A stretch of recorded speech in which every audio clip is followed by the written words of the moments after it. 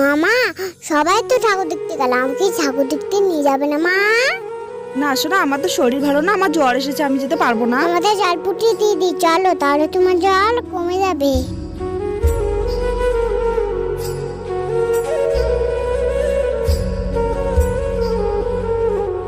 তোমার তো জল ফুটিয়ে দিলাম, আর তুমি উঠবে না। হ্যাঁ, তুমি বসে থাকো। হ্যাঁ, আমি তোমার সব কাজ করে নেবো। হ্যাঁ,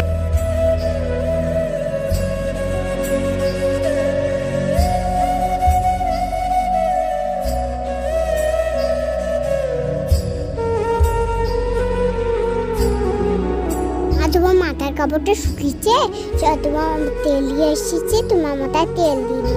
তোমার লাগতেছে, আমি তোমার মাথায় তেল দিয়ে দিছি। এবার যাই, তোমার সব কাজ করে নেবো আমি। হ্যাঁ মা, এবার থাকো তো, আমি গেলাম।